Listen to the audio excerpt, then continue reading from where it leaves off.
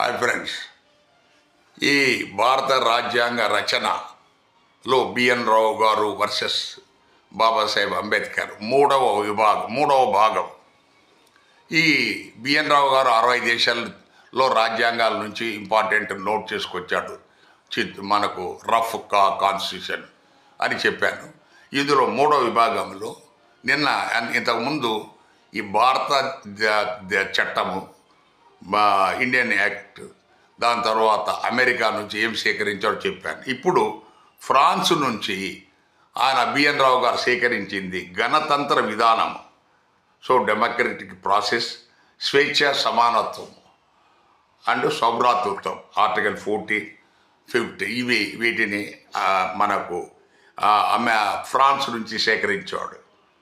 దక్షిణాఫ్రికా నుంచి మన ఈ బిఎన్ రావు గారు సేకరించింది. వాళ్ళ దక్షిణాఫ్రికా రాజ్యాంగం నుంచి రాజ్యసభ సభ్యుల ఎన్నిక ఎలా చేయాలా, రాజ్యాంగ సవరణ విధానం, వీటిని దక్షిణాఫ్రికా నుంచి సేకరించాడు. దాని తర్వాత జర్మనీ నుంచి అత్యవసర పరిస్థితుల్లో ప్రాథమిక హక్కులను రద్దు చేసే అధికారం, వీటిని మన జర్మనీ నుంచి సేకరించాడు బిఎన్ రావు గారు.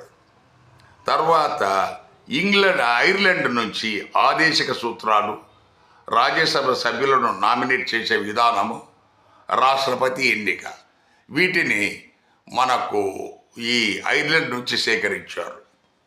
దాని తర్వాత ఆస్ట్రేలియా నుంచి ఉమ్మడి జాబితా, దాని తర్వాత ఉభయ సభల సంయుక్త సమావేశం, స్వేచ్ఛ, వాణిజ్య, వ్యాపార చట్టాలు, వీటిని సేకరించాడు.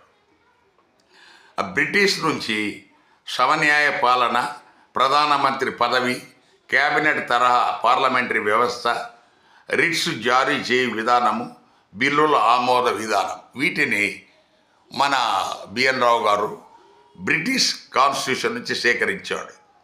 కెనడా నుంచి ఆయన గవర్నర్ నియామకము, సుప్రీంకోర్టు న్యాయ సలహా కోరడము, బలమైన కేంద్ర ప్రభుత్వము, అవశిష్ట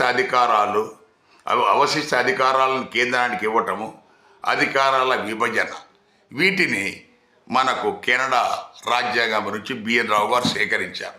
ఇది మూడో భాగం. Thank you.